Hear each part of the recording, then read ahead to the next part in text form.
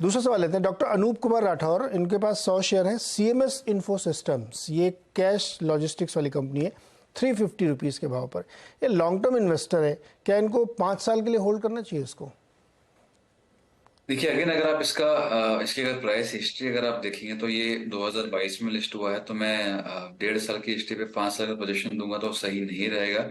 Having said that, आप इसमें बिल्कुल बने रह सकते हैं। यहाँ पे थोड़ा प्रेशर आपको जरूर देखने मिल सकता है। देखिए अगर आप इसके वीकली चार्ट अगर देखेंगे और 2022 की जो लिस्टिंग थी वहां से अगर आप राइजिंग ट्रेंड लाइन बनाते हैं तो करंट जो फॉल शुरू हुआ है 394 के आसपास, वो एग्जैक्टली हर्डल से ट्रेंड लाइन के डायरेक्शन से हुआ है। दूसरा, यहाँ पे एक एंट्री पिचफॉक पैटर्न में अगर देखा जाए तो वहां पे ब्रेकडाउन दे रहा है फिलहाल वीकली में। वीकली क्लोज अभी तक आया नहीं है, आज वेडनेसडे है। तो यहाँ पे स्ट्रक्चर थोड़ा सा वीक है, थोड़ा प्रॉफिट बुकिंग और आपको देखने मिल सकती है। लेकिन ओवरऑल अगर देखा जाए अप ट्रेंड में है स्टॉक, तो आपको प्रेशर आपको और देखने मिल सकता है। बट अगर आपका नजरिया 5 साल का है तो एक बार आप, मैं ट्रेंड के हिसाब से कहूंगा, आप बने रह सकते हैं। ओके, स्टॉप लॉस बने रह सकते हैं। एक कभी आपने मारुति का जिक्र किया, लार्ज कैप स्टॉक, बड़ा स्टॉक है, तो बीरेश्वर ने इसमें एक 10,500 की स्ट्राइक वाला कॉल लिया है 172 रुपये पे। अभी इनको होल्ड करना चाहिए? देखिए 10,500 का कॉल अगर लिया तो एक बार बने रह सकते हैं। देखिए कल भी अगर आप देखें तो एक तो आउट परफॉर्मेंस हमको देखने मिल ही रही है। कल का जो अगर आप कैंडल देखेंगे तो एक अच्छा डाउनफॉल हमको देखने मिला, वहां से एक पुल बैक देखने मिली थी, सॉर्ट ऑफ हैमर बना। और आज भी अगर देखें तो प्रीवियस लो को हम लोग फिर भी होल्ड कर रहे हैं। तो मेरे हिसाब से आप इसमें बने रहिए। 10,400, 10,350 का आपका स्टॉप लॉस होगा, उसके नीचे का जाता है स्पॉट में तो आप इसको एग्जिट कीजिए। अदरवाइज एक बाउंस आपको यहाँ पे देखने मिल सकती है। ओके, आज लोग काफ़ी ऑप्शन में कर रहे हैं काम। ITC भी 465 वाली स्ट्राइक का कॉल लिया है, 4 रुपये 50 पैसे पे एक लॉट, सितंबर एक्सपायरी। पैसा बनेगा? इन्होंने ITC का लिया है, करेक्ट? ITC, yes.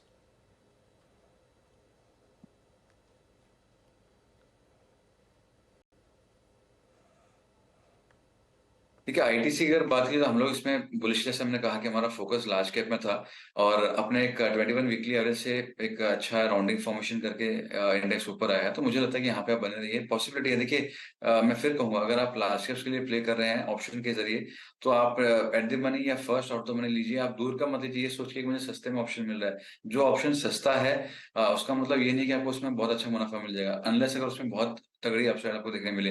तो जो आपके हाई बीटा स्टॉक्स हैं उनमें अगर आप हिंडल को हो गया, टाटा स्टील हो गया, वहां पे आप थोड़ा आउट में ज्यादा जा रहे हैं, चल जाता है। बट जो स्लोअर लार्ज कैप्स हैं, स्लो मूविंग, उसमें आप मत जाइए। यहाँ पे फिलहाल आप बने रह सकते हैं, स्ट्रक्चर्स का पॉजिटिव है। इंटरेस्टिंग, ये ध्यान रखिएगा ITC के लिए। अच्छा, रेलवे की हम लोग चर्चा करें, रेलवे काफ़ी पिटाई हुई। दो शेयर्स हैं, एक साथ लेते हैं। तरुण टेक्समैको रेल और सरोज कुमार तिवारी RVNL। सरोज ने तो हालांकि 125 पे लिया है, और क्या करना चाहिए इनको? दूसरा जो है टेक्समैको रेल, 53 रुपये पे खरीदा है, 500 से 160 के पास जाके वापस आ रहा है। प्रॉफिट बुक करें क्या दोनों लोग? देखिए हमने अपने क्लाइंट्स को थोड़ा प्रॉफिट बुक करा है, और अगेन एज अ डिस्क्लेमर, हमने अपने क्लाइंट्स को बास्केट ऑफ 5 स्टॉक्स दिया था, जहाँ पे RVNL, अर्कॉन, IRFC, RailTel and rights, ये 5 हमने करवाया था। तो हमने स्टॉक स्पेसिफिक नहीं करवाया, हमने वो बास्केट को प्रॉफिट बुक करने के लिए दिया है।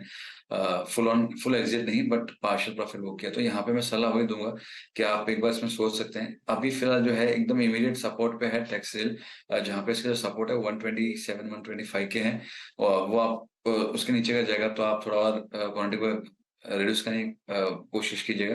बट यहाँ पे मुझे लगता है कि एक बार बाउंस आ सकता है, अगर सस्टेन अगर हो जाता है 125, 126, तो एक बाउंस बैक फिर आपको देखने मिल सकता है, क्योंकि काफी अच्छे वॉल्यूम के साथ में चले हैं, मोमेंटम अभी भी स्ट्रॉन्ग है। शॉर्ट टर्म यहाँ पे मुझे लग रहा है जायरेशंस देखने मिल रहे हैं, तो यहाँ पे बने रह सकते हैं। लेकिन पार्ट क्वांटिटी बुक करना इसमें एक अच्छी राय हो सकती है। ओके, ये राइट एक्समैको रेल में। अच्छा, शशांक जी पूछ रहे हैं जियो फिनेंस के बारे में। सर, जियो फिनेंस में मैं तो कोई राय दे नहीं सकता, और चूंकि अभी इतनी रिसेंट लिस्टिंग है कि चार्ट पे भी बड़ा मुश्किल से गौरव जी के लिए समस्या हो जाएगी। वो कैसे बताएंगे कि चार्ट पे कुछ पैटर्न ही नहीं है, अभी तो हार्डली लिस्टिंग है। मैं इसको किसी और शो में फंडामेंटल एनालिस्ट के साथ रखूँगा, बताएंगे वो। नेहा तिवारी ने खरीदे हैं सास्केन कम्युनिकेशन के शेयर, 1148, 29 शेयर हैं इनके पास। सास्केन दिखाइए ज़रा, गौरव जी सास्केन का चार्ट देखिए ज़रा। देखिए, अगर मैं सास्यन की बार चार्ट देखूं और मैं इसके अगर वीकली सेटअप में अगर इसमें देखूं तो एक अच्छा बेस फॉर्मेशन सॉर्ट ऑफ देखने मिल रहा है। तो स्टॉक ने कुछ किया नहीं है कि रेंज में ट्रेड कर रहा था, लेकिन ना एक अच्छा सपोर्ट बना रहा है टुवर्ड्स 750 के आसपास में, और उसके बाद में छोटे मोटे ब्रेकआउट्स भी दे रहा है। तो यहाँ पे अगर आपका नजरिया मीडियम से लॉन्ग टर्म का है तो आप इसमें बने रह सकते हैं। शॉर्ट टर्म के लिए मैं अगेन बोलना डिफिकल्ट होगा क्योंकि एक रेंज में अटका हुआ है, but medium to long term के लिए स्ट्रक्चर इसका पॉजिटिव है। अच्छा, रोहित ने इंटरेस्टिंग सवाल लिखा है कि I am holding 2 lots of Nifty 19900 P put for tomorrow expiry 50 रुपये पे, और ये इनका विश्वास है कि 20,000 रुपये पे ह्यूज रेजिस्टेंस है। क्या करना चाहिए इनको? देखिए, हमने अपने क्लाइंट्स को भी कल क्वेश्चन दिया था। अगर आप डेली चार्ट निफ्टी के देखते हैं तो वहां पे एक bearish harmonic alternative shark pattern बनी थी। तो वो हिसाब से एक थोड़ा एग्जैक्टली वहीं से रिवर्सल आया है फिलहाल, लेकिन जो हिसाब से सोचा था वहां पे इतना फॉल नहीं है। और दूसरा, जैसे मैं कह रहा हूँ कि मिड कैप्स में करेक्शन है लेकिन लार्ज कैप्स इतने मजबूत है तो करेक्शन दिखा नहीं रहे हैं। तो यहाँ पे देखो, आ सकता है 20,000 के नीचे तो हम लोग सस्टेन करेंगे। एक मूव टुवर्ड्स 19,900 एक बार के लिए आ सकता है। RSI भी आपका नॉर्मलाइज हो जाएगा जब तक, तो पॉसिबिलिटी है एक बार के लिए बने रह सकते हैं। लेकिन अगर 20,000 के ऊपर अगर क्लोजिंग आती है या 20,020 20,020 स्पॉट के ऊपर अगर आवली क्लोजिंग आती है तो आप एग्जिट कीजिए, क्योंकि फिर ज्यादा गिरे नहीं। और अगर वहीं पे भी रहा तो आपको टाइम वैल्यू लग जाएगी, और एक दिन ही बचा है तो आपकी टाइम वैल्यू ऐसे भी काफी रोड होगी फास्ट। ओके, और एक दिन ही बचा, ये बहुत रिस्की ट्रेड है, बहुत ध्यान रखिएगा इसमें। लॉन्ग टर्म व्यू चाहिए टाटा पावर पर नवीन चंद्र झा जी को। देखिए, बहुत अच्छा है। टाटा पावर पूछेगा कि ये हमने अपने क्लाइंट्स को दिलवाया भी है, ट्रेडिंग के लिए भी दिलवाया है और हमने एक लॉन्गर हाइरिजन के लिए भी दिलवाया है। अगर मीडियम की अगर बात की जाए तो यहाँ पे एक चैनल ब्रेकआउट हुआ है। यहाँ से एक बार 293 के लेवल्स आपको देखने मिल सकते हैं। ये वहीं अगर आप इसके मंथली चार्ट अगर देखेंगे तो एक काफी अच्छा beautiful bullish flag pattern breakout हमको देखने मिला है। मंथ की क्लोजिंग बाकी है, अभी मंथ हुआ नहीं है, मिडवे है हम लोग। लेकिन अगर 265 टू 70 की क्लोजिंग अगर आती है तो एक अच्छा कंफर्मेशन आएगा फ्लैग ब्रेकआउट का। तो उस हिसाब से स्टॉक जो है वो आपको यहाँ से 30-40% आपको इजीली एक अपसाइड दे सकता है, या आप एटलीस्ट 15 से 18% का CAGR अगले 2-3 साल के लिए आप उसको एक्सपेक्ट कर सकते हो। तो अगर किसी का नजरिया 2-3 सालों से ज्यादा का है तो मुझे लगता है कि काफी अच्छे लेवल्स हैं, मौजूदा स्तरों पर भी ले सकते हैं। और अगर आप एक महीना रुक के सितंबर के एंड में अगर देख के तभी अगर बाय करते हैं तो भी काफी अच्छा मुनाफा देखने मिल सकता है। Okay, interesting. अच्छा, गौरव, इस बीच ग्रासिम इंडस्ट्रीज को देखिए, 1,900 रुपये के पार जा रहा है ये, 28 रुपये ऊपर आज। देखिए, एक अच्छा ब्रेकआउट था इसमें, एक ट्रायंगल ब्रेकआउट हुआ, उसका ब्रेकआउट का रीटेस्ट हुआ और अभी एक फ्रेश स्विंग हाई बना के ऊपर जा रहा है। तो जैसे हम कह रहे हैं कि हम लोग अपने क्लाइंट्स को बस लार्ज कैप्स में फोकस करवा रहे हैं जहाँ पे बड़े एक्सपेक्टेशंस नहीं है। जैसे मिड कैप में लोग कह रहे हैं कि अरे महीने में 20% मिल गया, 25% मिल गया, तो लार्ज कैप्स में वो नहीं होगा। मिड कैप्स में भी मुझे वो मुश्किल लग रहा है कि आपके एक्सपेक्टेशन में मेलो डाउन करने पड़ेंगे। लेकिन अगर आपको लार्ज कैप में ट्रेडिंग में अगर 5%, 7%, 8% मिलता है, that again is a good enough trade. के आपको एक दो महीने में अगर आपको 5 से 7% मिल रहा है तो काफी अच्छा ट्रेड वो तभी भी होता है। तो मुझे लगता है कि ग्रासिम यहाँ से शुरुआत है और अच्छी अपसाइड आपको देखने मिल सकती है। अगर आप सो कॉल्ड सीमेंट स्पेस में अगर देखें, एंटायरली सीमेंट में नहीं आएगा, लेकिन अगर वो स्पेस पे अगर देखें तो काफी सारे स्टॉक्स जो है वो मूव कर लिए थे, ये फिर भी एक कंसोलिडेशन था। तो यहाँ से काफी अच्छी अपसाइड आपको देखने मिल सकती है ट्रेडिंग परस्पेक्टिव में। Okay, interesting. अच्छा, एक बड़ा दिलचस्प सवाल है। लक्स इंडस्ट्रीज नाम की कंपनी है, 2272 पे अरिंदम जी ने खरीद लिया है, 20 शेयर है इनके पास। अब वो है नीचे, क्या करें? एवरेज करें या एग्जिट करें, लॉस बुक करें? अभी तो 1500 पे आ गया, अब 700 रुपये नीचे, 800 रुपये नीचे। देखिए, अगर मैं एग्जिट कहूँ तो अभी 700 में एग्जिट करना मुश्किल लग रहा है, लेकिन मैं एक चीज कहूंगा, आपका नजरिया किस पे है वो डिपेंड करता है। स्टॉक जो है क्लासिकल असेंडिंग ब्रॉडनिंग वेज या उसमें पैटर्न बना रहा है जहाँ पे सपोर्ट्स इसके आज की तारीख में इसका जो सपोर्ट्स है वो 1200 के आ रहे हैं, और काफी मेजर सपोर्ट्स हैं। 2016 से मैं बात करूँ, काफी सबसे महत्वपूर्ण सपोर्ट वही है। तो अगर सस्टेन हुआ तो काफी बड़ी अपसाइड आपको देखने मिल सकती है। तो आपको दो चीज करनी है, एक 1200 का स्टॉप लॉस रखना है और कम से कम 2-3 साल का नजरिया रखना है। तो मुझे लगता है आपको यहाँ से एक अच्छा मुनाफा देखने मिल सकता है। शॉर्ट टर्म के लिए अगर है तो आप इसको बिल्कुल एग्जिट कीजिए। 1800 इसका काफी मेजर हर्डल है, तो वो सबसे आप, या अगर शॉर्ट टर्म का नजरिया तो आप एग्जिट कीजिए, लॉन्ग टर्म के लिए होल्ड कर सकते हैं। लॉन्ग टर्म के लिए होल्ड करिए और शॉर्ट टर्म के लिए आपको एग्जिट करना चाहिए। नज़रिया थोड़ा बड़ा करना पड़ेगा क्योंकि करेक्शन भी काफ़ी हो चुका है। अमित शर्मा ने रेट गेन के शेयर रखे हैं 100, 354 पर। क्या इनको मुनाफा ले लेना चाहिए? रेट गेन, ये बहुत पुरानी लिस्टिंग नहीं है, मेरे ख्याल में 2 साल पहले की लिस्टिंग होगी है। जी, तो यहाँ पे भी लिस्टिंग जो है 2022 की मुझे देखने मिल रही है प्राइस हिस्ट्री। तो अगेन मैं लॉन्ग टर्म के लिए तो मैं नहीं बोल पाऊंगा, लेकिन एक शॉर्ट टर्म के लिए थोड़ा सा प्रॉफिट पार्शियल क्वांटिटी बुक करना चाहिए। एक स्टडी है जहाँ पे आपके जो आईपीओ लिस्टिंग होती है वहां से करेक्शन अगर आता है, फिर थोड़ा टाइम करेक्शन होता है, पहले प्राइस फॉल हुआ, फिर वो रेंज में उसने ट्रेड किया, और फिर जब अपना वो आईपीओ लिस्टिंग का जो हाई है वो उसके ऊपर जब क्लोज करता है तो एक फ्रेश तेजी शुरू होती है। तो इसमें वो देखने मिला था, करेक्शन आया था, अच्छा कंसोलिडेशन हुआ, ब्रेकआउट हुआ आईपीओ लिस्टिंग प्राइस का। उस दिन काफी तगड़े वॉल्यूम्स थे। तो सारी चीजें इसके अंदर अच्छी है। मुझे यहाँ पे बड़ा correction at this point time लग नहीं रहा है। जैसे मैंने कहा कि मिड कैप्स वगैरह में थोड़ा प्रेशर आ सकता है, तो यहाँ पे ब्रॉडर मार्केट में थोड़ा प्रेशर हो सकता है, प्रॉफिट बुकिंग देखने मिल सकती है। तो आप पार्शियल क्वांटिटी बुक कीजिए, बाकी आप उसको राइट कीजिए। ओके, थोड़ा प्रॉफिट बुक करिए, बाकी छोड़ दीजिए। और ये कंपनी विदेशों में टिकटिंग का काम करती है, तो इस पर ध्यान रखिएगा। एक छोटा सा ब्रेक लेते हैं यहाँ पे, ब्रेक से वापस आएंगे तो सवाल जवाब का सिलसिला फिर शुरू करेंगे। आपका और बाजार पे इस वक्त ताज़ा नज़र ये है कि मिड कैप 500 पॉइंट्स डाउन, यानी थोड़ी सी गिरावट और बढ़ी है। अब ये 1.23% नीचे आ गया है।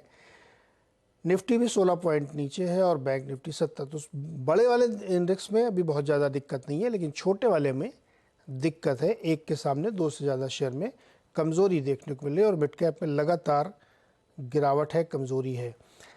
पराग असर जी का सवाल ये है कि इनके पास एनएमडीसी और टाटा स्टील के शेयर हैं, जिससे इनको 12 से 15% का मुनाफा अभी भी हो रहा है। क्या इनको ये मुनाफा बुक कर लेना चाहिए या होल्ड करें? और अगर मुनाफा बुक करें तो फिर क्या खरीदें? देखिए, मैं कहूंगा कि आप पार्शियल क्वांटिटी बुक कीजिए। दोनों के अंदर स्ट्रक्चर दोनों का पॉजिटिव है, वॉल्यूम के साथ में स्टॉक्स ऊपर गए हैं। निफ्टी मेटल इंडेक्स अगर बात कीजिए तो उसने एक अच्छा ब्रेकआउट दिया है। उसमें एनएमडीसी का इतना योगदान जनरली नहीं होता है, लेकिन टाटा स्टील का काफी अच्छा एक कॉन्ट्रीब्यूशन होता है। तो आप बने रहिए। टाटा स्टील की भी अगर बात की जाए, वीकली चार्ट्स पे एक ब्रेकआउट हुआ था, ब्रेकआउट को रिटेस्ट करके ऊपर गया है, तो यहाँ से अपसाइड और आपको देखने मिल सकती है। तो अगेन लार्ज कैप स्टॉक्स में इतनी दिक्कत की बात नहीं आती है, इसमें कह रहा हूँ। तो आप पार्शियल क्वांटिटी बुक करके निकल सकते हैं। रही बात कि अगर जो क्वांटिटी बुक करेंगे, जो पैसा आएगा वो कहाँ पे डालें, तो अगेन लार्ज कैप शेयर्स आप आईटीसी में ले सकते हैं। आप ग्रासिम, जैसे हम कुछ देर पहले चर्चा करते हैं, आप ग्रासिम में ले सकते हैं, आप एचडीएफसी बैंक में रख सकते हैं। तो ये कुछ शेयर्स है जो हमने अपने क्लाइंट्स को भी दिलवाए हैं, और उस पर आप फोकस कर सकते हैं। ओके, प्रीति झा का सवाल है, बजाज फाइनेंस 3 साल के लिए है, एवरेज प्राइस 7200 रुपये इनके पास।